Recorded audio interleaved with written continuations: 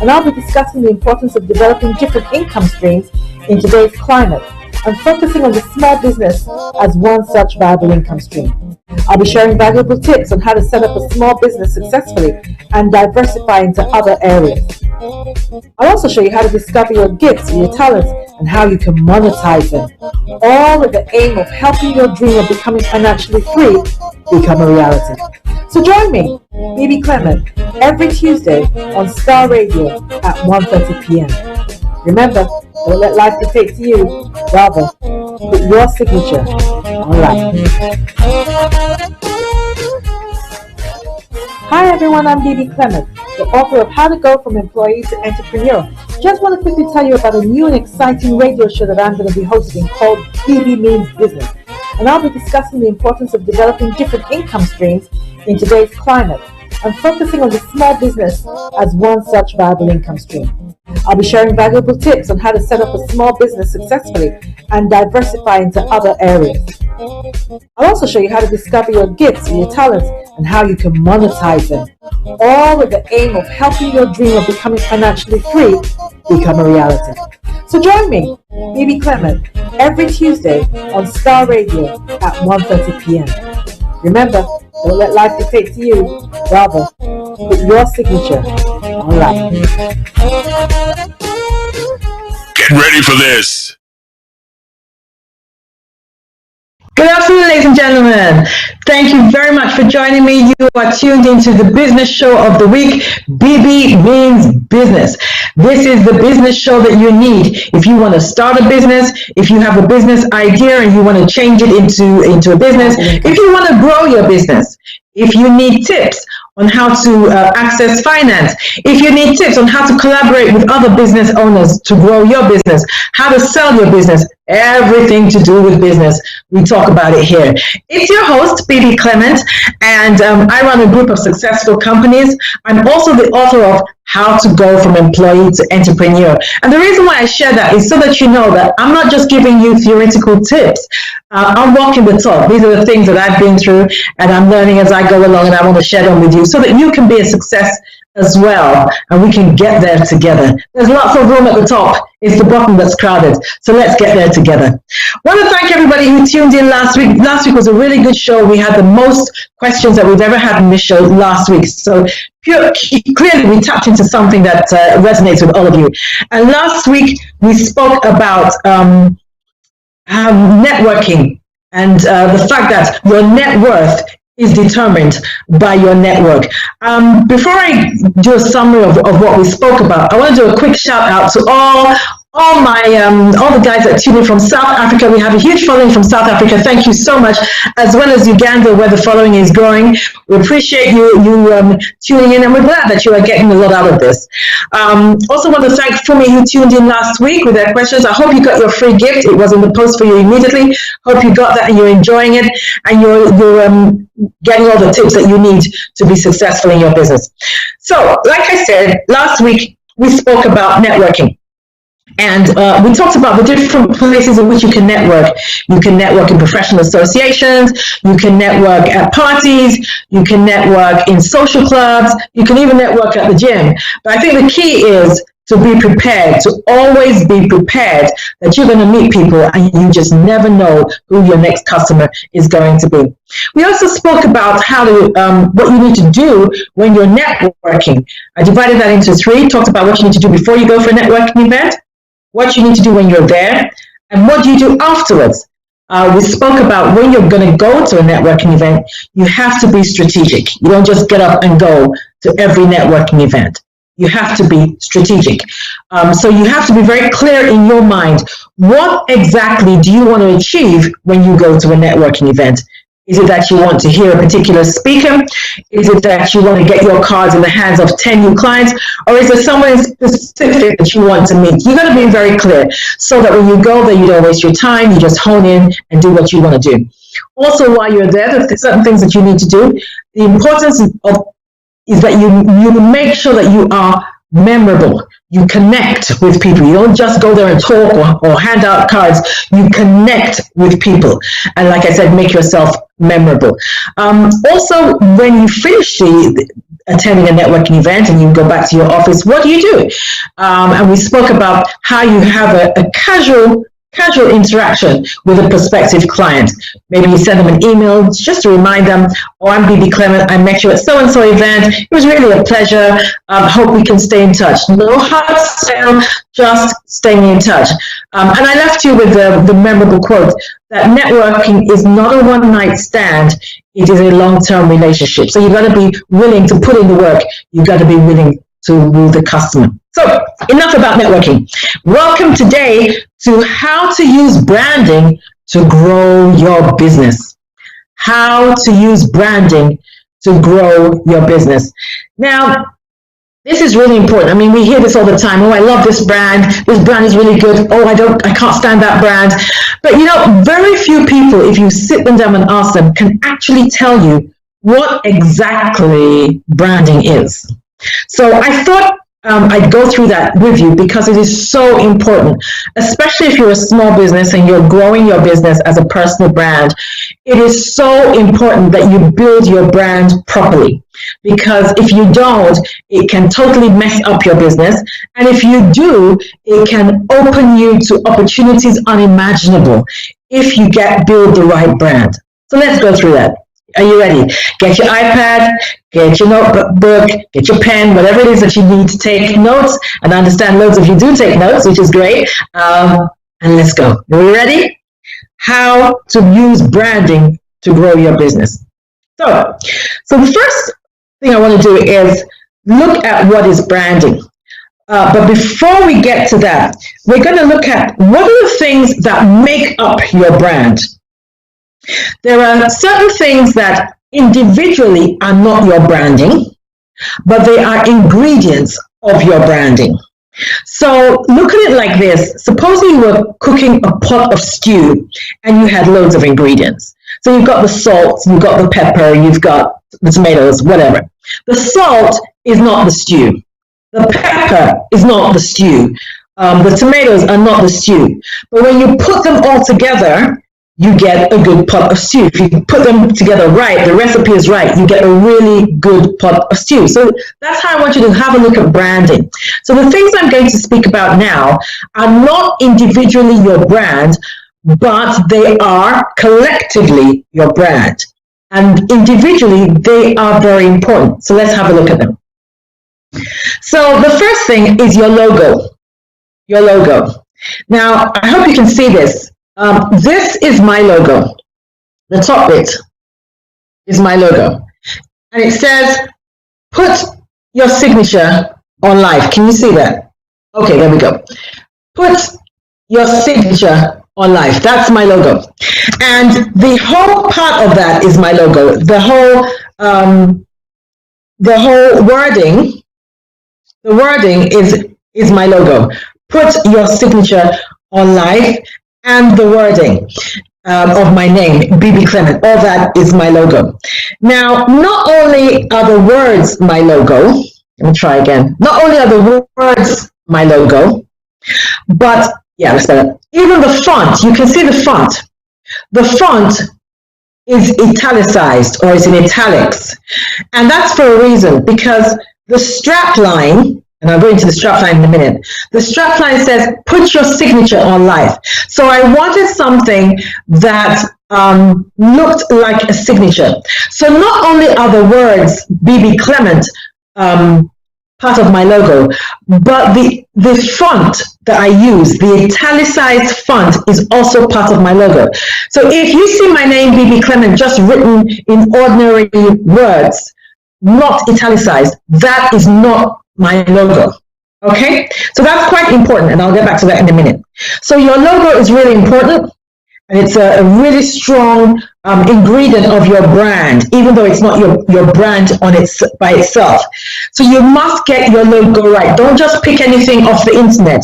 You must get your logo right, because all these things, as you'll see as we go along, are part of your branding. They're part of your message. So make sure you spend a lot of time thinking about the kind of logo you want and why you want it.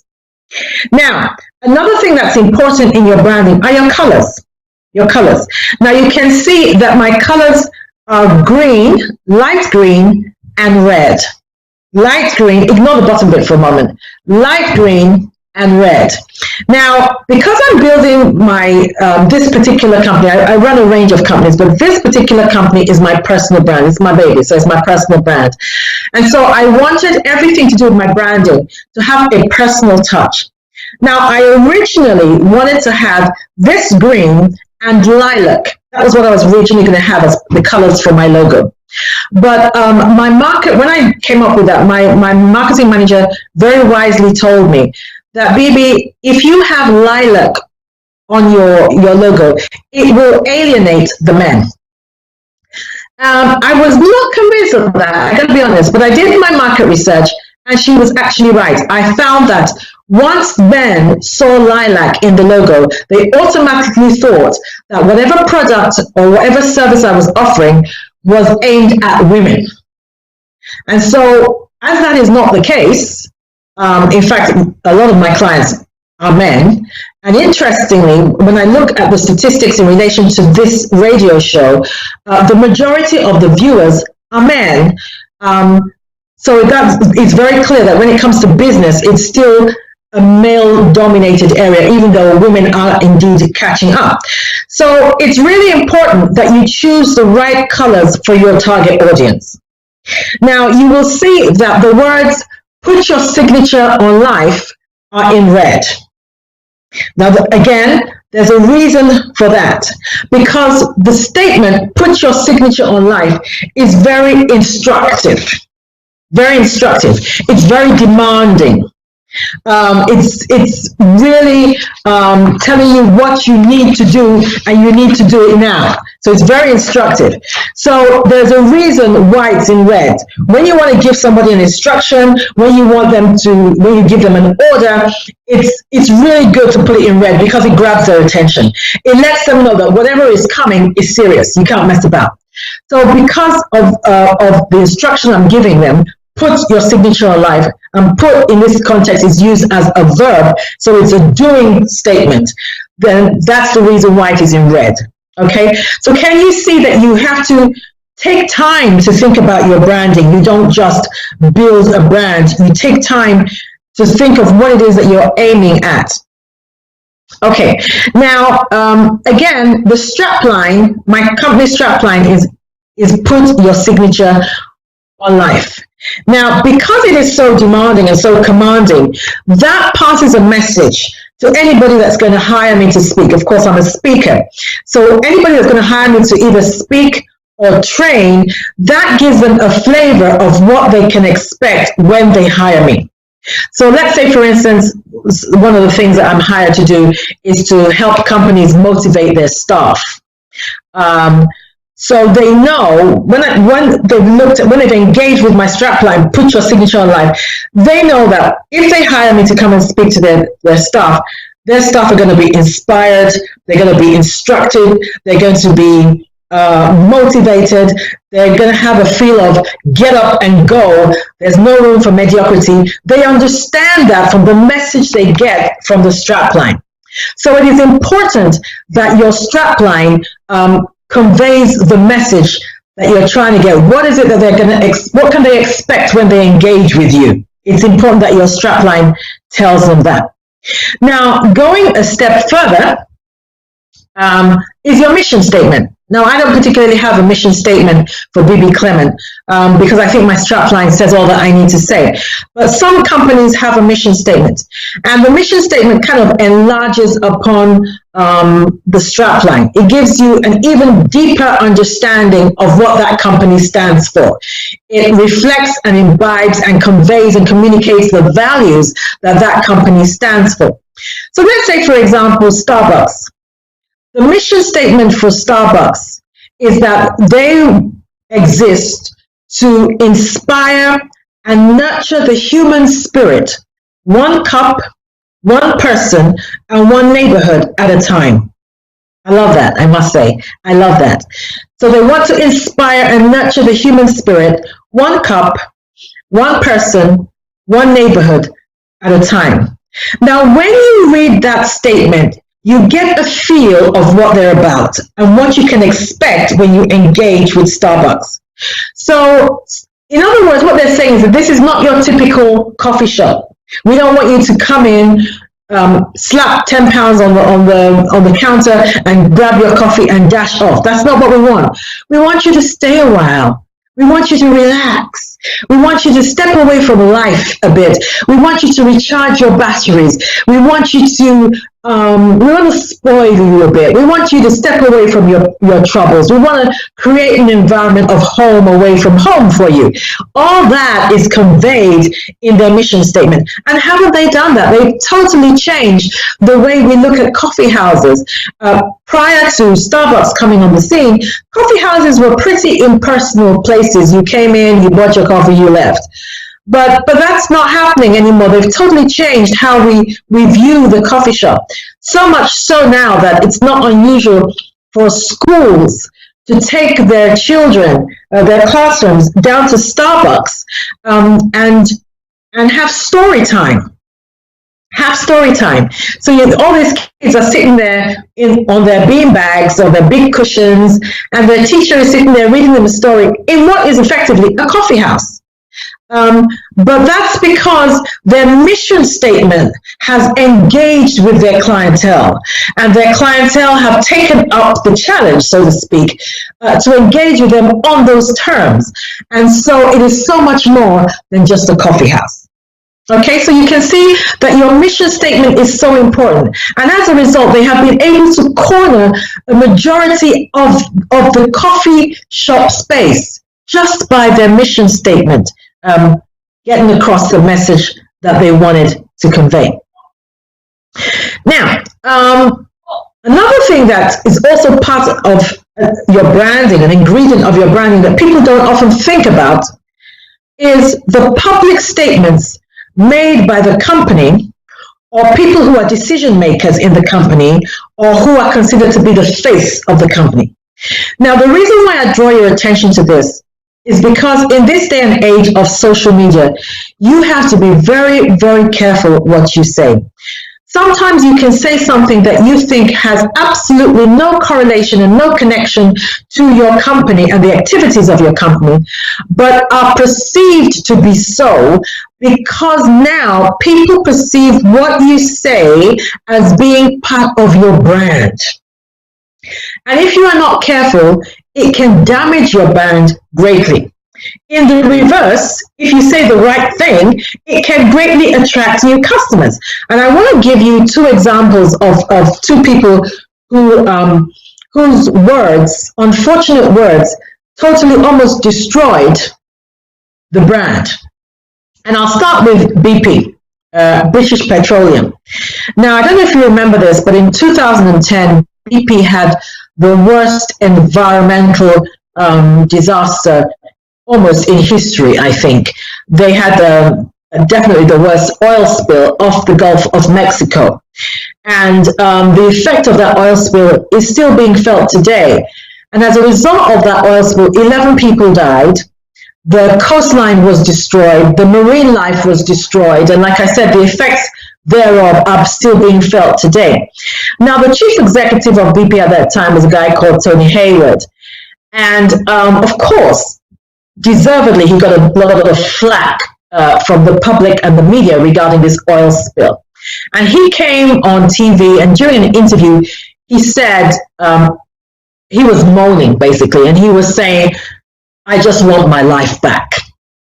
Now, that did not go down well, because considering the fact that 11 people had died and the whole of the marine life had been destroyed, for you to be talking like a petulant child and saying, I just want my life back, was really the wrong thing to do. And so as a result of that statement, that greatly affected the brand of BP, such that about 100, I think it was about 150 million was wiped off their shares.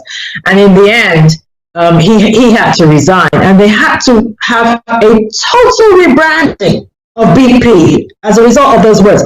A total rebranding. The same thing happened with a company that we had in the UK a few years ago called Ratner's. Now, Ratner's used to sell gold jewelry. And they were the dominant jewelers in the market. There was hardly a high street in the UK that Ratner's did not dominate at the time. And it was a third generation company.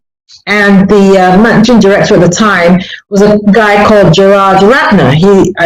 The company was, I think, founded by his grandfather, and he was a third generation managing director. Now, he made a statement, and again, you have to be careful because he actually didn't even make this statement in public. He made this statement in a shareholders meeting. He actually just cracked a joke, or what he thought was a joke, but it was the most expensive joke ever, in a shareholders meeting. And he was speaking about a particular product that Ratner's had introduced, and he made an off-the-cuff joke about that product being total crap.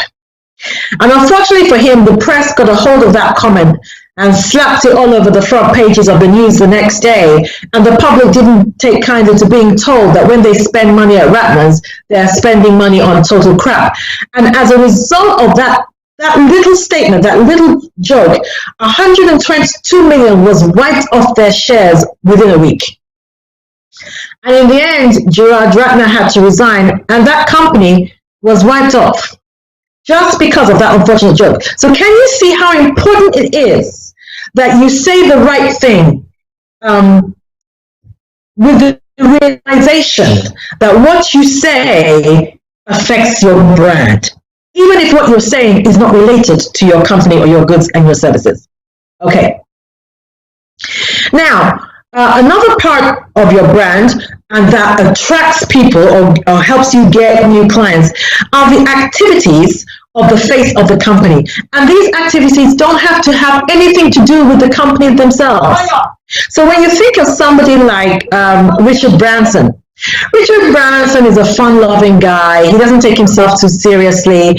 And so he's always engaged in some activity. So, for instance, I know he's always wanted to fly around the world in a balloon, and he's always attempting to do that. I don't think he's been able to do it yet, but he's always attempting to do that.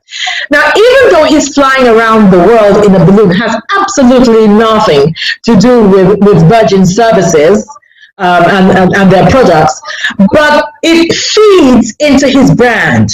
It says about his brand, we enjoy life, we are adventurous, we will go where others don't want to go or haven't deemed to go, we're just going to have fun and enjoy life. It feeds his brand. The activities away from the company feeds his brand. Let me take a personal example that will bring it home slightly more. My husband and I have a charity called the Clement Foundation in Nigeria, whereby we provide free healthcare and some education for some people in a particular area in Lagos called Surulere. And even though that foundation has absolutely nothing to do with Bebe Clement, this is something we do outside of business, and even if we were not in business, this is something we would still do. But we have discovered that those activities are feeding the brand. And so it's affecting the way people view Bebe Clement, the brand. It says to them that Bebe Clement, the brand, is not just about the money. She's about giving back. She cares about people. She wants the best for people. She's doing her little bit to improve the life of people, that kind of thing. Even though that's not the intention, that is the effect. So what you need to do is look for activities or things that you do outside of your business that can speak to your brand. That can speak to your brand. And I've given you an example of some of the things that I do that speak to my brand. Now, so those are some of the ingredients that make up your brand. So now I want to give you a couple of definitions of branding. Are you ready? Okay. Here's the first one. The first definition of branding. Branding is everything that you put before your client that helps the client form an opinion about your products or your goods or your services. I'm going to say that again. It's really important. Branding is everything that you put before your client or in the public domain where your clients can get a hold of it that helps the client form an opinion about your product or your service or your company. Now, the operative word in that statement is opinion, because that's what branding is all about. Everything that you're putting out there, your logo, your colors, your mission statement, your strapline, are helping them form an opinion about you. And you want to make sure that they form the right opinion about your brand. Once the public form the right opinion, that increases sales in your brand, in your company. So you need to ensure that that's exactly what your brand is doing. It's helping them form the right kind of opinion, a positive opinion about your brand. The second definition that I'm going to give about branding is that branding is the promise of an experience and the experience of that promise. Branding is the promise of an experience and the experience of that promise. So, for example, what I mean is everything that I put out there, put your signature on life, saying it boldly, that kind of thing. It says to the client that when I engage with Bebe Clement, this is what I can expect. So again, so let's say you want to hire me to motivate your staff. You can expect your clients to be inspired. If your clients were, let's say, post-COVID-19, they were kind of demoralized and been so psychologically affected by everything that's going on that you've inherited a deflated workforce. You can expect that if I hire Bebe Clement to come and speak to my staff, she is going to get them back on their feet again. That's the kind of thing. Okay, so all the ingredients of my brand are giving you a promise of an experience. Now, when you actually engage with my brand, that promise that I gave you is the one that you must experience. So if, for instance, you attend one of my seminars and you come out of there feeling about life exactly the way you felt when you went in, then I have not given you the experience of the promise that I offered you. That doesn't happen, by the way. There is no way that you can hire me to speak and not be inspired. There's no way. Feedback forms tell me the two greatest words that I use also always say I was motivated, I was inspired. Okay, so I'm going to talk a little bit more about that when we come back, but we're going to take a break now, and then any questions that we have that have come in during the program, I'm going to take them then. So don't go away, because I'll be back right after the break. Hi everyone, I'm Bebe Clement, the author of How to Go from Employee to Entrepreneur. Just want to quickly tell you about a new and exciting radio show that I'm going to be hosting called Bebe Means Business. And I'll be discussing the importance of developing different income streams in today's climate and focusing on the small business as one such viable income stream. I'll be sharing valuable tips on how to set up a small business successfully and diversify into other areas. I'll also show you how to discover your gifts and your talents and how you can monetize them, all with the aim of helping your dream of becoming financially free become a reality. So join me, Bebe Clement, every Tuesday on Starr Radio at 1:30 p.m. Remember, don't let life dictate to you, rather, put your signature on life. Hi everyone, I'm Bebe Clement, the author of How to Go from Employee to Entrepreneur. Just want to quickly tell you about a new and exciting radio show that I'm going to be hosting called Bebe Means Business. And I'll be discussing the importance of developing different income streams in today's climate and focusing on the small business as one such viable income stream. I'll be sharing valuable tips on how to set up a small business successfully and diversify into other areas. I'll also show you how to discover your gifts and your talents and how you can monetize them, all with the aim of helping your dream of becoming financially free become a reality. So join me, Bebe Clement, every Tuesday on Starr Radio at 1:30 p.m. Remember, don't let life dictate to you, rather, put your signature on life. Get ready for this. Okay, welcome back, ladies and gentlemen. You are on the BB Means Business Show, the business show of the century that you need in order to do well in your business. Today we're talking about how to use branding to build your business, how to grow your business through branding. And while we're offline, we had a question come in, and the question was sent in by JR. Oh, hi, JR. And your question is, thank you for your suggestions, which we are working on. Okay. How do we improve our customer service through branding in order to increase our customer retention? You mentioned something a few weeks ago about customer service experience. How do we apply this level of customer service to a small business like ours? Okay, so thank you very much, JR, for your question. Hopefully you would have been listening to the show so far about how to use branding to retain your customers. And as I go on, hopefully I will answer those questions. Okay, I've got another question here.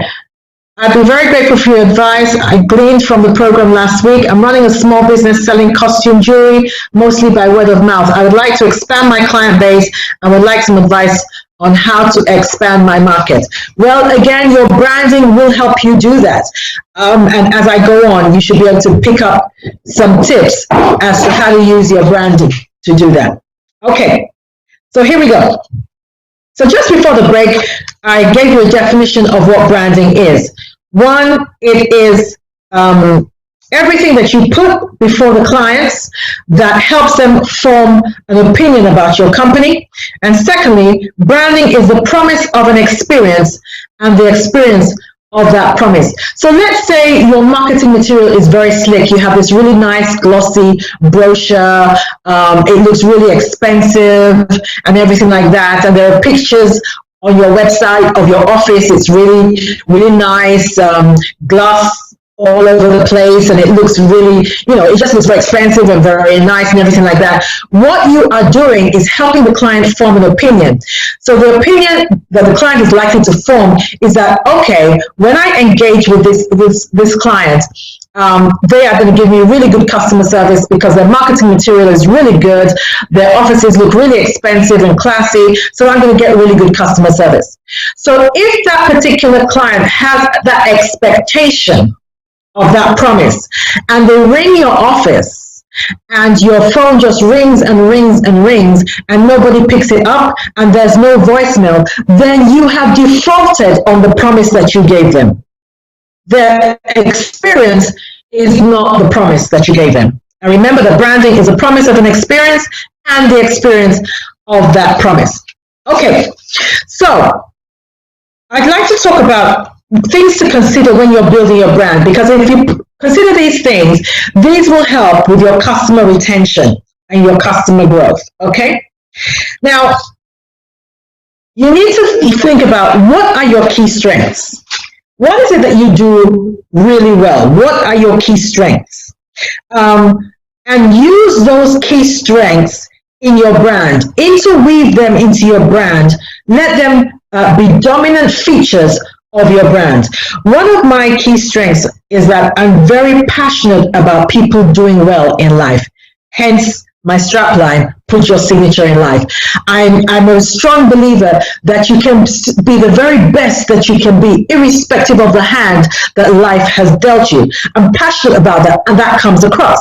So when I'm speaking before an audience, I speak, my whole tone, my whole body language is one of passion. Is one of passion. I want you to do well, and that comes across. Whatever your strength is, build that strength into your brand. That will attract customers. That will attract customers. Then also look, what is it that you do differently? In other words, what is your USP? And your USP is your unique selling point. And the way in which you determine your unique selling point is, if you have two people, let's say myself and yourself, both of us are offering the exact same service, what would make a potential customer go to you rather than come to me? That little thing, that subtle thing that makes that customer choose your services over mine is your USP. Find out what that is. And let me bust a myth.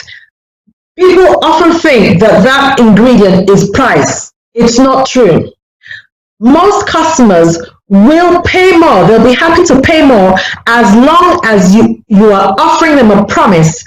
And when they engage with you, they experience the promise that you are offering them. So it doesn't necessarily have to be about your price. There is a market for every product. It doesn't matter how expensive it is. But what is your USP? I want to talk a little bit about Amazon, like the caller who sent in that question talked about, mentioned that I've mentioned before, Amazon and Apple. Actually, let me talk about Apple because I'm a big fan of Apple, as you well know. Now, Apple has a number of USPs, a number. And I love going to Apple just for the experience of it. So I go to an Apple shop. First of all, there's always loads of staff. So I'm not having to wait 10 minutes for somebody to even look in my direction. There's loads of staff. They're all over the shop. And they are fired up. Always. I've never gone into an Apple shop and seen bored, tired, disinterested staff. They are always fired up. That's a USP. They're always very knowledgeable about the products. Very knowledgeable about the products. They can get me to think about what the product can do that I never hitherto thought about. The product is on display. I can feel it, I can touch it, I can use it, I can try it out. This is so important in sales. So those kind of things are Apple's USPs. Also, when I buy the product, I don't have to queue in a long line to pay for my products. They will bring the machine to me where I'm standing. I don't even have to move. They'll bring it to me and I can pay and then go real quick on time. All these things are their USPs. And yet, Apple's products are some of the, I think, the most expensive in that space. Yet people will buy them. Why? Because their USP, they built it into their brand. They built it into their brand. And people want to identify with that brand. The same thing with Amazon. I was telling my husband yesterday that I had ordered something from Amazon and I had done something wrong on the order and I'd ordered more than I needed. So I wanted to talk to them about it.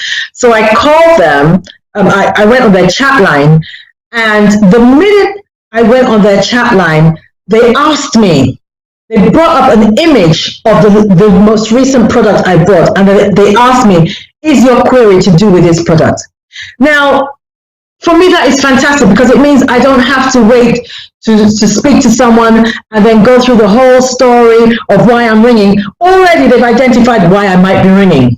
And then they had a range of questions that might relate to my query, and they were right. So these are the kinds of things that we're looking at that you build into your brand that attract clients. Okay, so for the lady who sells jewelry, those are the kind of things that you need to be looking at in building your brand.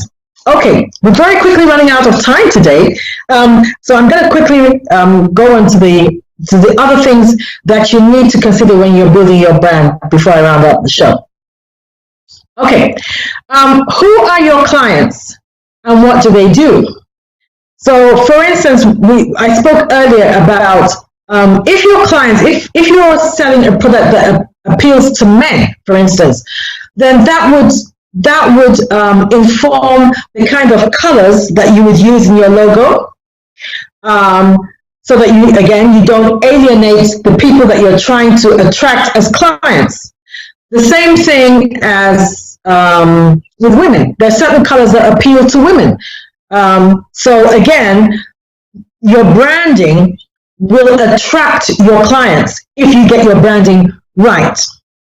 What do your clients need? And how do you communicate that you can meet their need through your brand? So for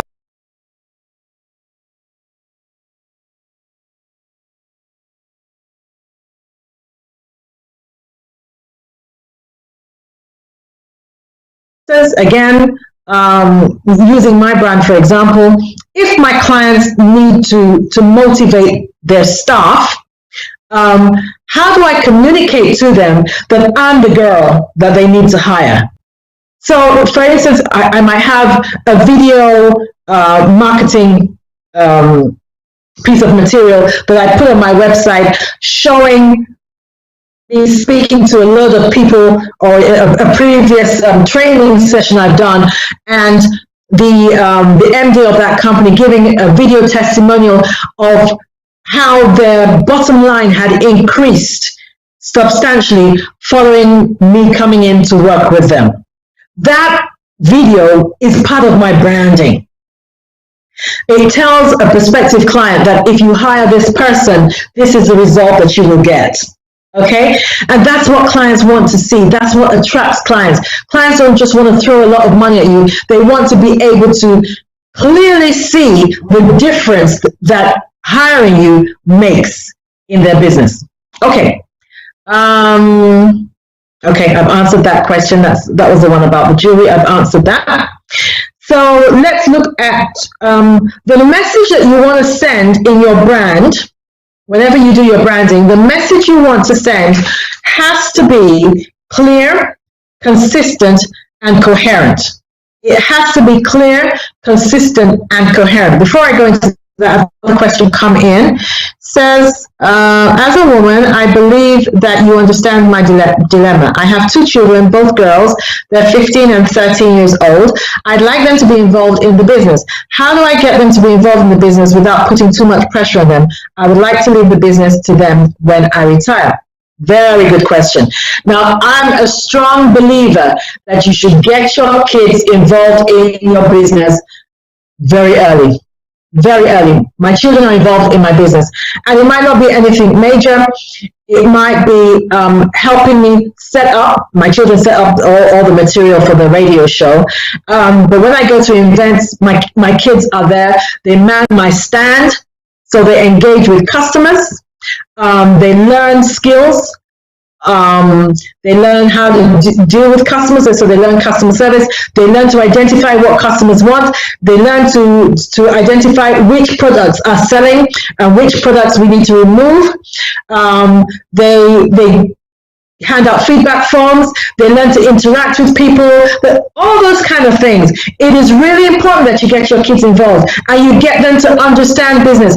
Even if they decide they don't want the business, because you can't really force your business on your kids. They may want to take a completely different path in life. But the skills that they learn from business are immeasurable. They are invaluable, and they will serve them well in life. No matter what they decide to go into, they will serve them well in life. I've got one more question here, but I'd like to finish this if I can. If I'm not able to take your question today, I will definitely answer it next week. So let me quickly finish with this. The message you send with your branding must be clear, it must be consistent, and it must be coherent. So let's quickly deal with those. It must be clear. If your clients are confused about what it is that you're trying to tell them, then there's something wrong with your branding. There's something wrong with your branding. And confused clients do not buy. It's that simple. So you need to make sure that clients understand what you're trying to tell them. So I would encourage you to, as homework, here's homework for next week, your website or your business card or whatever, choose about 20 people from different walks of life and ask them to write back to you what message it is that they get from looking at your business card. What vibe do they get about your business when they look at your business card? And you can take it from there and then see whether the message that you are intending for them to get is what they're getting. So if you are, I don't know, selling jewelry and they think that you sell weave-on, then there's something wrong with your branding. Your message is not clear, okay? Also, your message must be consistent. Your message must be consistent. So for instance, my book, How to Go From Employee to Entrepreneur, you can see that the strapline, put your signature on life, appears there, even though this is a book. It's not a business card, but the strapline Put Your Signature on Life also appears on this product, a book. It also appears on every other product I have. You can see it there. Put Your Signature on Life. And you will see that it is in the same color. So there's a consistency. It appears in red on the book. It appears in red on the card. Now, in relation to the book, I have a different business card for the book. The business card I have for the book is the same as the book. Has the same color, the same words, and it's got Put Your Signature on Life on there as well. So the brand is circular. It is consistent. Every time I go and speak somewhere, I will end the day with Put Your Signature on Life, just as I'm about to end this program with those words. So remember, your brand has got to be clear, it's got to be consistent, and it's got to be coherent. We've got to be able to understand what it is that your brand is saying to us. Is your brand saying, my company is for the luxury end of the market, it's for the high end of the market? If that's the case, then we should be able to see that in your brand.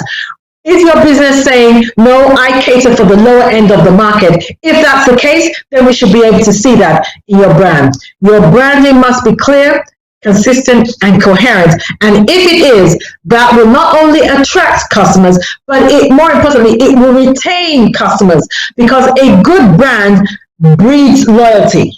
A good brand builds trust. And in business, your greatest currency is trust. Ladies and gentlemen, I want to thank you so much for joining me again today. Thank you again for all the questions. I do apologize, I won't be able to take this last question because we've run out of time. But I hope you had a good time. I hope you learned a lot. And I'm going to be here again next week, same time. Actually, we've got a couple of minutes more. Let me see if I can answer this question. Let's have a look. It says, I want to look at the issue of the need to reduce costs with my staff. They actually suggested other ways of reducing costs without losing my staff, which I found to be very encouraging. But I'm not convinced that they will reduce our costs as quickly as we need to. My question is, should I try out their suggestions first, just to show good faith, or should I go ahead with my plans to make some of the staff redundant? Well, I'm a strong believer that making staff redundant should be your last port of call. It should be your last port of call. So if there are other ways in which you can retain your staff and still stay afloat, then I would strongly encourage you to do that. It may well be, if for instance, I'm not sure if you're in the UK, but it may well be that you still take the government's furlough program for your staff. It may be that. It may be that you reduce staff hours. So perhaps they're on full-time contract and they work 35 hours. It is better to reduce their hours than make them redundant.